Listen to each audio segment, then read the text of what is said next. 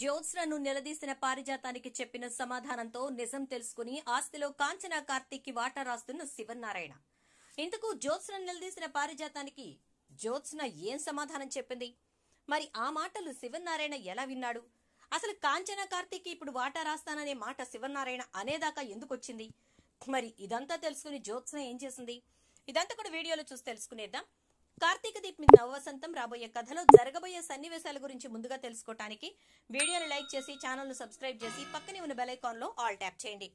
మొత్తం మీదకి చూసుకున్నట్లయితే కనుక కార్తీక్ దీప ఇంటికి వచ్చేసిన తర్వాత చాలా చక్కగా డెకరేషన్ చేసేస్తుంది దీప. అయితే శ్రీధర్ దగ్గరికి వెళ్లి కార్తీక్ వచ్చే లోపు ఇంటి మొత్తాన్ని అలంకరించడంతో పాటు కూతురిని కూడా చాలా నీట్ గా రెడీ చేసేస్తుంది. ఇక కార్తీక్ వచ్చి తను కూడా రెడీ అవుతాడు. ఇక అలా రెడీ అయిన తర్వాత ఈ లోపే జ్యోత్స్న ఫోన్ చేసి అర్జెంట్ గా ఇంటికి రమ్మంటుంది. దాంతో ఇక కాంచన్కి కోపం చిర్రెత్తుకొస్తుంది. అసలు ఎవరిని ప్రశాంతంగా ఉండనివ్వదిది అని చెప్పని తిట్టుకుంటూ ఉంటే ఇలా వెళ్లి అలా వచ్చేస్తానంటాడు. తీరా అక్కడికి వెళ్లిన తర్వాత మనం బయటకు వెళ్లాల్సిన పనుంది రమ్మని చెప్పి ఒకళ్ళ తర్వాత ఒకళ్ళు, ఇటు జ్యోత్స్న, ఆ తర్వాత శివనారాయణ, ఆ తర్వాత దశరథ్, సుమిత్రతో సహా అందరూ కూడా కార్తీక్ ని తీసుకుని బయలుదేరతారు. అలా బయలుదేరేసరికి ఇక అందరూ వచ్చేస్తారు, పారిజాతం తప్ప. ఈ లోపు ఇక కార్తీక్ ఏమో నేను నా కూతురు పుట్టినరోజుకి వెళ్లాలంటుంటే నన్ను కావాలని చెప్పి తీసుకొచ్చారు. ఎక్కడికి వెళ్లాలో అర్థం కావట్లేదు. చూస్తేనేమో డ్రైవింగ్ సీట్ లో జ్యోత్స్న కూర్చుంది. నాకేం అర్థం కావట్లేదు అంటూ ఉంటాడు కార్తీక్. చివరాఖరికి కార్తీక్ ని తీసుకుని కార్తీక్ వాళ్ళ ఇంటికే వస్తారు. దాంతో ఇక్కడికి తీసుకురావడానిక నన్ను మీ ఇంటికి రప్పించింది అని చెప్పనంటే, నువ్వు మాత్రం శౌర్య బర్త్డే అని మాకు సర్ప్రైజ్ ఇవ్వచ్చు, మేము మీకు ఇవ్వకూడదా ఏంట బావా అంటుంది జ్యోత్స్న. ఇక అందరూ ఇంట్లోకి వస్తారు. ఈలోపు కాంచన ఎదురొచ్చి వాళ్ళని ఇంట్లోకి రమ్మను అంటుంది. ఎందుకంటే సుమిత్ర తాళిదాచిన విషయము, ఇక దశరథ్ సుమిత్ర మాట్లాడుకోని విషయము, కాంచన క్షమిస్తే తప్ప దశరథ్ సుమిత్రను క్షమించనన్న విషయం ఇవన్నీ కూడా గుర్తొస్తూ ఉంటాయి. మా అమ్మ కోపంగా ఉన్నట్టుంది, నువ్వు మాత్రం వాళ్ళకి పిలవకుండా వచ్చారని తక్కువ చేసి చూడకంటే వాళ్ళు నా పుట్టింటి వాళ్ళు, నేనెందుకు అలా చూస్తాను బావా అంటుంది ఇక దీప. ఈ శ్రీధర్ని కూడా ఫ్యామిలీని తీసుకుని రమ్మంటాడు కార్తీక్. కానీ ఇంట్లోంచి ఎవరూ కదలరు. కేవలం దాసు శ్రీధర్ మాత్రమే బయలుదేరదాం అనుకుంటారు. కానీ దాసు నేను రానులే బావా నువ్వు వెళ్ళు అని చెప్పని అంటాడు. ఇక శ్రీధర్ పారిజాతం ఫోన్ చేసేసరికి వీళ్ళంతా వెళ్ళిపోయారు నన్ను తీసుకెళ్లకుండా అని చెప్పేసేసి ఫోన్ చేస్తుంది. దాంతో ఇక శ్రీధర్ అయితే పారిజాతాన్ని పికప్ చేసుకుంటాడు. అలా చేసుకున్న తర్వాత మా కొడుకు దగ్గరికి వెళ్దామంటే ఇక అప్పుడు శ్రీధర్ అయితే నీకు కొడుకు గురించి కూడా ఉందా అంటూ బాగా తిడతాడు. దరిద్రపు అత్తగారివి, దరిద్రపు పిన్నివి, దరిద్రపు నానమ్మవి అని చెప్పి తిట్టేసరికి ఎందుకు నన్ను ఎన్ని మాటలు అంటున్నావంటే అప్పుడు ఇక కాశీ జైల్లో ఉన్న విషయం, యాక్సిడెంట్ చేసిన విషయం చెప్తాడు శ్రీధర్. అది తెలుసుకుని ఒక్కసారిగా షాక్ అవుతుంది. నా కొడుకు నాకు కనీసం ఫోన్ చేయలేదేంటి, మొత్తం అందరినీ అడగాలి ఇప్పుడు అని చెప్పేసేసి అనుకుంటుంది. ఇక అలా అనుకున్న తర్వాత దాస్కి ఫోన్ చేస్తే దాస్ నేను రానని చెప్తాడు పారిజాతంతో. ఇక అందరూ కలిసి కార్తీక్ వాళ్ళ ఇంటికి వెళ్తారు. అక్కడ పుట్టినరోజు వేడుక చాలా చక్కగా జరుగుతుంది. అనసూయ వడ్డించాల్సినవన్నీ వడ్డించేస్తుంది. ఎక్కడికక్కడ ఎవరికి ఇవ్వాల్సిన వాళ్ళకి ఇచ్చేస్తూనే ఉంటుంది. ఇక ఫంక్షన్ అంతా బాగా జరుగుతుంది. అందరూ చాలా సంతోషంగా సందడిగా ఉంటారు. అందరికీ ఆశ్చర్యపరిచే విధంగా శ్రీధర్ తన మెడలో ఉన్న గొలుసు తీసి శౌర్య మెడలో వేస్తాడు. అది చూసి ఒక్కసారిగా అందరూ ఆశ్చర్యపోతారు, ఈవెన్ శివనారాయణతో సహా. దీపను కోడలుగా ఒప్పుకొని శ్రీధర్ శౌర్యని మనవరాలుగా ఒప్పుకున్నాడా అని చెప్పి. ఇక అంతా అయిపోయిన తర్వాత కార్తీక్ అయితే శ్రీధర్తో చాలా క్లోజ్ గా ఉండడం ఇదంతా చూసి ఏదో జరిగింది ఈ తండ్రి కొడుకుల మధ్య అనుకుంటుంది కాంచన. ఇక ఫంక్షన్ అంతా అయిపోయాక చంటిదానా నువ్వు నాకు చెప్పకుండా పుట్టినరోజు బొమ్మలు వేసి మరీ నాకు తెలిసేలా చేసావు అని అంటే, నువ్వు తెలుసుకోవాలని నేను వేయలేదు ముద్దులు తాత, కాకపోతే ఆర్ట్ గీద్దామని మొదలు పెట్టేసరికి ఈ రోజు నా పుట్టినరోజు కదా, జరిగితే ఇలా జరిగితే బాగుంటుంది అని నాకు అనిపించి అదే వేశాను అనగానే నాకు తెలుసులేవే అని చెప్పని అంటాడు శివనారాయణ. ఇక పారిజాతం వచ్చి మన సొమ్ము కానప్పుడు ఎంతైనా ఖర్చు పెట్టి చేయించుకోవచ్చు అంటుంది. నీకెందుకు, అనవసరంగా ఎందుకు మాట్లాడుతున్నావు అని చెప్పని శివనారాయణ తిట్టినేదెడతాడు. ఈలోపు జ్యోత్స్న వచ్చి ఏంటి గ్రాని మీ అల్లుడితో కలిసి వచ్చావు అనగానే నీతో పనుందిలేవే, తర్వాత చెప్తాను నీ సంగతి అని చెప్పని అంటుంది. ఏంటి ఏం జరిగింది అంటే చెప్తా అనేసేసి ఇక పారిజాతం అయితే జ్యోత్స్నని తిడుతుంది. వీళ్ళిద్దరి మధ్యన ఏదో జరుగుతోందని శివనారాయణ గమనిస్తూనే ఉంటాడు. పుట్టినరోజు ఫంక్షన్ అయిపోయిన తర్వాత మీరందరూ వెళ్ళండి, నాకు చిన్న పని ఉంది చూసుకుని వస్తాను అని పారిజాతం శ్రీధర్తో పాటే వాళ్ళ ఇంటికి వెళ్ళిపోతుంది. అక్కడికి వెళ్ళిన తర్వాత కాశీని దాస్ని నిలదీసేసరికి దాస్ అయితే నేను జ్యోత్స్నకి ఫోన్ చేసి విషయం చెప్పాను, వచ్చి విడిపించమన్నాను, ఎవరినైనా తెలిసిన వాళ్ళని తీసుకురమ్మన్నాను. కానీ చివరాఖరికి జ్యోత్స్న ఏం చేసిందో తెలుసా, ఫోన్ స్విచ్ ఆఫ్ చేసుకుంది. కానీ ఈ లోపల శ్రీధర్ బావ దేవుడిలా వచ్చి నా కొడుకుని బయటకు తీసుకొచ్చాడు అని చెప్పని అంటాడు కాశీ అయితే. ఇక అలా అంటూ దాస్ అయితే విషయం చెప్తాడు పారిజాతానికి. అది విని పారిజాతం చాలా బాధపడుతుంది. జ్యోత్స్న ఇలా ఎందుకు చేస్తుంది, అసలు కాశీ దానికి తోడబుట్టిన తమ్ముడే కదా, అయినా కూడా ఇలా చేయటానికి దానికి మనసులో ఒప్పింది అనుకుంటూ ఇక పారిజాతం అయితే ఇంటికి బయలుదేరుతుంది. అలా ఇంటికి వెళ్ళిన తర్వాత ఎక్కడికి వెళ్ళావు గ్రాని అని చెప్పని అడుగుతుంది ఇక జ్యోత్స్న. ఎక్కడికి వెళ్తే నీకు కావాలి అని అంటుంది. ఫస్ట్ టైం జ్యోత్స్నతో పారిజాతం అలా మాట్లాడటం విని ఒక రకంగా శివనారాయణ షాక్ అవుతాడు. ఇదేంటి, వీళ్ళిద్దరి మధ్యన ఏదో చెడ్డట్టుంది, ఏం జరిగిందో తెలుసుకోవాలి అని చెప్పి శివనారాయణ అనుకుంటాడు. ఇక వాళ్ళిద్దరినే గమనిస్తూ ఉంటాడు. 2 రోజుల వరకు పారిజాతం జ్యోత్స్నతో మాట్లాడదు. ఈలోపు జ్యోత్స్నకు ఒక అవసరం పడుతుంది. 2 రోజులు పారిజాతాన్ని పట్టించుకునే జ్యోత్స్న సడన్ గా పారిజాతం దగ్గరికి వచ్చి ఏం చేస్తున్నావు అని చెప్పని అడుగుతుంది. ఏం చేస్తే నీకు కావాలి అని అంటుంది పారిజాతం. కాదు గ్రాని, ఎందుకు చాలా సీరియస్ గా ఉన్నావు, నేనేం చేశానని చెప్పి నా మీద అంత కోపం చూపిస్తున్నావు, నేను నీ ముద్దుల మనవరాల్ని కదా అని అంటే, నాకు ముద్దుల మనవడు కూడా ఒకడున్నాడమ్మా అని అంటుంది. ఓ, కాశీ గురించా, ఏమైంది అని అనగానే, ఏమైందో నువ్వే చెప్పాలి, ఎందుకింత మోసం చేశావో కూడా నువ్వే చెప్పాలి. నా మనవరాలు ఒక ఉన్నతమైన స్థితిలో ఉంటే నా కుటుంబం అందరినీ కూడా జాగ్రత్తగా చూసుకుంటుంది అని చెప్పి నువ్వు పెరిగి పెద్ద అయిన తర్వాత నీకు నేను నిజాన్ని చెప్పాను అని అంటూ ఉంటే, ఈలోపు శివనారాయణ వచ్చి ఏమైంది, జ్యోత్స్నని ఎందుకు అంత గట్టిగా కసురుతున్నావు అని అడుగుతాడు.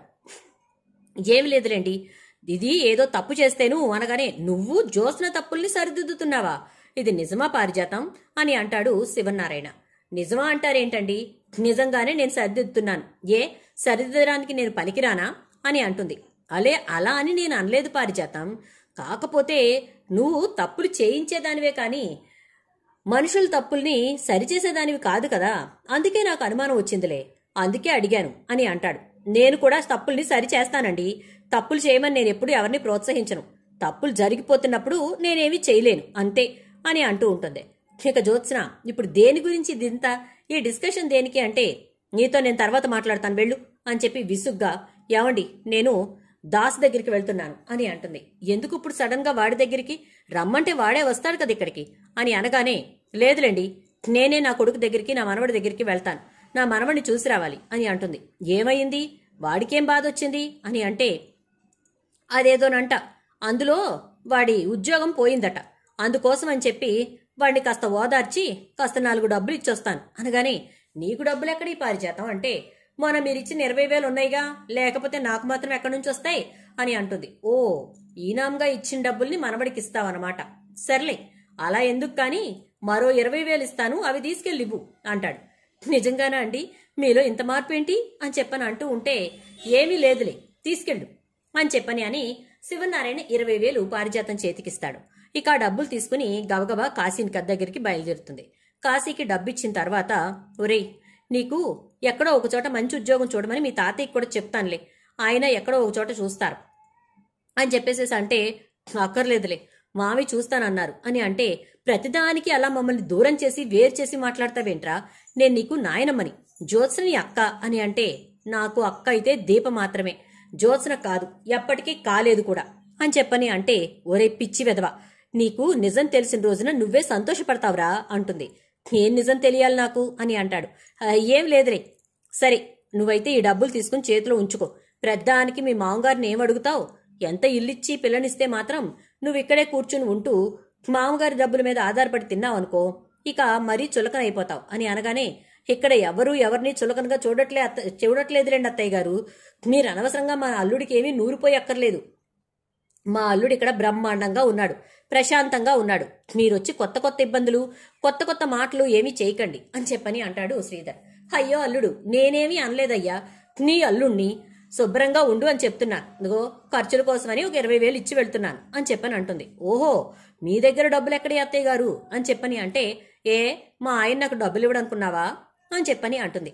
పోన్లేండి, మామయ్య గారు కూడా మిమ్మల్ని గుర్తించి డబ్బిచ్చారంటే పర్వాలా, మీ రేంజ్ పెరిగినట్టే అని అంటుంది. మా రేంజ్ ఎప్పుడు పెరిగే ఉంటుంది అల్లుడు, ఎప్పుడు నేను తక్కువ రేంజ్లో బ్రతకను, అర్థమైందా అని చెప్పని అనగానే, ఇక వెంటనే పారిజాతం మాటలతో శ్రీధర్ నవ్వుకుంటూ లోపలికి వెళ్ళిపోతాడు. ఈలోపు కావేరి వచ్చి, ఏంటి పిన్ని గారు కూర్చోండి, నేను కాఫీ తీసుకొస్తానంటే అక్కర్లేదులేమ్మా, అల్లుడొచ్చిన 6 నెలలకు వచ్చి అన్నం తింటావా అని అడిగినట్టుగా నేనొచ్చి ఇంతసేపు అయితే ఇప్పుడొచ్చి గబగబా కూర్చోండి అని చెప్తున్నావా? అక్కర్లేదు. ఇది ఎలా ఉందంటే నన్ను కూర్చోమన్నట్టుగా లేదు, ఇప్పటిదాకా ఉన్నది చాలే, ఇక ఇంటికి వెళ్ళు అన్నట్టు అనిపిస్తోంది నాకు అని చెప్పని అంటుంది. ఇక అలా అన్న తర్వాత పారిజాతం అక్కడి నుంచి బయలుదేరి ఇంటికి వచ్చేస్తుంది. జ్యోత్స్న పారిజాతం దగ్గరికి వచ్చి, గ్రాని నాకు చిన్న పనుంది గ్రాని అని చెప్తూ ఉండేసరికి, ఏం పని అని అంటుంది. 2 రోజుల నుంచి నాతో మాట్లాడింది లేదు, పెట్టింది లేదు, ఇప్పుడొచ్చి సడన్ గా పనుంది అంటావేంటి అని అడుగుతుంది పారిజాతం. అలా అడిగిన పారిజాతం మాటలకు, అదేం కాదు గ్రాని, నేను నిన్నెందుకు మర్చిపోతాను చెప్పు, చెప్పేది విను. ఏంటంటే దీప మీద ఇంట్లో అందరికీ కన్సర్న్ పెరిగిపోవడంతో పాటు దీప కూతురి గురించి కూడా చాలా ఆలోచిస్తున్నారని మొన్న శౌర్య పుట్టినరోజు చేసిన తర్వాత నాకు అర్థమైంది అని అంటుంది. అయితే ఏంటి అనగానే, దీప మీద కానీ దీప కూతురి మీద కానీ ఇంట్లో వాళ్ళకి ప్రేమ కలగకూడదు, అంతేకాదు అసలు వాళ్ళ గురించి వీళ్ళు ఆలోచించనే కూడదు అని అంటుంది. ఎందుకలా అనుకుంటున్నావు అని చెప్పేసేసి పారిజాతం మొదటిసారి అడుగుతుంది. ప్రతి విషయంలో దీప గెలవకూడదు, దీపనెవరూ చూడకూడదు, దీపతో ఎవరు మాట్లాడకూడదు, అసలు దీప ఇంటికే రాకూడదు అని చెప్పి నువ్వు మాట్లాడుతున్న మాటలు వింటుంటే నాకెందుకో అనుమానంగా ఉంది అని అంటుంది. ఇక పారిజాతం, అనుమానం దేనికి, నేనేం చేశానని నీకు అనుమానం వస్తోంది అని అనగానే ఇక వెంటనే, నేను నార్మల్ గానే అంటున్నాను, నువ్వు దానికి పెడార్థాలేం తీయకు అని అంటుంది. దాంతో ఇక పారిజాతం, నాకెందుకో నీ మాటలు నార్మల్ గా అనిపించట్లేదు, ఎవరో నీ స్థానాన్ని తీసేసుకుంటానికి ప్రయత్నిస్తున్నారన్నంత బాధపడిపోతూ ఉంటావు దీప విషయంలో అని అంటూ ఉండగా శివనారాయణ అటుగా వెళ్తూ వీళ్ళిద్దరూ ఓ గుసగుసలు ఆడుకుంటున్నారు, ఏదో గూడు పుటాన్ని చేస్తున్నట్టున్నారు, ఒక నిమిషం ఆగి విందాం, తప్పైనా పర్వాలేదు, నా కుటుంబం గురించి కదా అనుకుంటూ ఆ పక్కగా శివనారాయణ ఆగుతాడు. ఏంటి గ్రాని నువ్వు మాట్లాడుతోంది, నేను దీప విషయంలో అంత కటువుగా ఉండడానికి కారణం దీప నా బావని ఎగరేసుకుపోయిందన్న కోపం తప్ప ఇంకేమీ లేదు అని అంటుంది. నాకెందుకు అలా అనిపించట్లేదే అని పారిజాతం అంటుంది. అలా అంటున్న పారిజాతం మాటలు విని ఏమనిపిస్తోంది అంటే, ఏదో దీపే ఈ ఇంటి అసలైన వారసురాలైనట్టు, దీప కూతురు కూడా ఈ ఇంటికి వారసురాలవుతుంది కాబట్టి వాళ్ళ అడ్డు తొలగించుకోవాలని నువ్వనుకుంటున్నావేమో అన్నట్టు నాకనిపిస్తోంది అంటుంది. ఆగు గ్రాని, దీపెందుకు ఇంటి వారసురాలవుతుంది, ఎప్పటికైనా నేనే ఇంటి వారసురాల్ని అనగానే, మనం గతము మొదలు మర్చిపోతే కష్టంలే జ్యోత్స్న, నువ్వు మర్చిపోయావనే విషయం ఆల్రెడీ నాకు అర్థమవుతోంది అంటుంది. నేనేం మర్చిపోయాను, అనవసరంగా నన్నెందుకు అన్నన్ని మాటలు అంటున్నావు గ్రాని అని అంటుంది. ఎందుకా, కాశీ ఎవరే, నీ సొంత తమ్ముడేగా, నీ రక్తమేగా అని అంటే, అవును అయితే అంటుంది జ్యోత్స్న. మరి నీ రక్తం పంచుకు పుట్టిన తమ్ముడు జైల్లో ఉన్నాడని తెలిసి కూడా నువ్వు ఏమాత్రం చెలించకుండా స్విచ్ ఆఫ్ చేసుకుని పడుకుంటావా? మీ నాన్న ఫోన్ చేసి కాశీ జైల్లో ఉన్నాడని నీకు చెప్పాడు కదా అని అంటే, అవును చెప్పాడు, ఉదయాన్నే వచ్చి విడిపిస్తానని చెప్పాను, కానీ శ్రీధర్ మావయ్య విడిపించుకుని తీసుకెళ్లిపోయాడు కదా అంటే, తెల్లారి పొద్దున్నే నీకు ఫోన్ చేస్తే ఫోన్ స్విచ్ ఆఫ్ పెట్టుకున్నావంట, మరి వాడేం చేస్తాడు, ఈలోపే శ్రీధర్ వచ్చి రాత్రంతా వాడితో మాట్లాడి మొత్తానికి వాడిని విడిపించుకెళ్లాడంట. కనీసం నువ్వు తర్వాతైనా కాశీకి ఫోన్ చేసి ఎలా ఉన్నావురా ఏంట్రా అని పలకరించావా? అసలు ముందు నాకు ఈ విషయం చెప్పావా నువ్వు? ఈ రోజు శ్రీధర్ చెప్పే వరకు నాకు విషయం తెలియలేదు అని అంటుంది.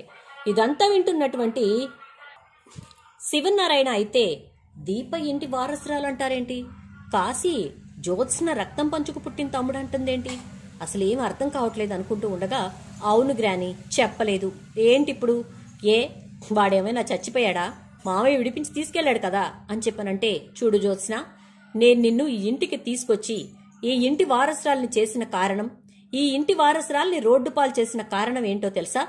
నా కుటుంబం సంతోషంగా ఉండాలి అని చెప్పి. శివనారాయణ కుటుంబం ఎలా ఉన్నా నాకు అనవసరం, నా కొడుకు, నా మనవడు, ఇంకా నా మనవరాలు సంతోషంగా ఉండాలి అని చెప్పి. కానీ నువ్వు మాత్రం కేవలం నీ సంతోషం కోసమే చూసుకుంటున్నావు, నీ స్వార్థంతో నువ్వు ఆలోచిస్తున్నావు అనగానే, తప్పే ఉంది, ఆ రోజు కాశీగాడికి చెక్కిచ్చి 10 లక్షల రూపాయలు రాసుకుని నీ అప్పులు తీర్చుకోరా, నాకు కావాల్సింది నువ్వు చేసి పెట్టరా అని చెప్పాను. ఆ గౌతమ్ గాడి గురించి తీసిన వీడియోలన్నీ కార్తీక్ బావ చేతికిచ్చి దాసు, అదే నీ కొడుకు, నా తండ్రి దాసు ద్వారా మొత్తం బయట పెట్టించి ఎలా చేశాడు? ఆ రోజున కాశీగాడు చేసిన పని నేను మర్చిపోతానా? అందుకే టిట్ ఫర్ టాట్ అని నేను పోలీస్ స్టేషన్కి వెళ్ళలేదు అంటుంది. కానీ వాడి జీవితం నాశనం అయిపోయి ఉండేది కదే. అంటే ఐ డోంట్ కేర్, నాకు నా సంతోషం మాత్రమే ముఖ్యం. నేను సంతోషంగా ఉన్నానా లేదా అంతవరకే నేను చూసుకుంటాను, మిగిలిన విషయాలు నాకు అనవసరం అని చెప్పని అంటూ ఉండేసరికి ఇంత స్వార్థపర్రాలివేంటే అంటే నువ్వు కాదా, నువ్వు స్వార్థపర్రాలివి కాదా, నీ స్వార్థంతోనే కదా ఈ ఇంటి వారసురాల్ని బయటకు గెంటి నీ మనవరాలనైనా నన్ను తీసుకొచ్చి ఇక్కడ ఈ ఇంటికి వారసురాల్ని చేశావు. మరి నువ్వు స్వార్థం గురించి మాట్లాడతావేంటి గ్రాని అని చెప్పని అంటుంది. ఆ మాటలు వింటున్నటువంటి పారిజాతానికి ఒక్కసారిగా షాక్ తగిలినంత పనవుతుంది. అసలు ఇది ఎందుకు ఇలా మాట్లాడుతోంది? నిజంగా చెప్పాలంటే ఇది ఇలా తయారవడానికి కారణం నేనే అయ్యుంటాను అని. చూడు జ్యోత్స్న, ఇకపై మాత్రం కాశీకి ఎలాంటి అవసరం వచ్చినా నువ్వు తీర్చి తీరాల్సిందే, వాణ్ణి మాత్రం నువ్వు వదిలిపెట్టొద్దు అని చెప్పని అంటుంది.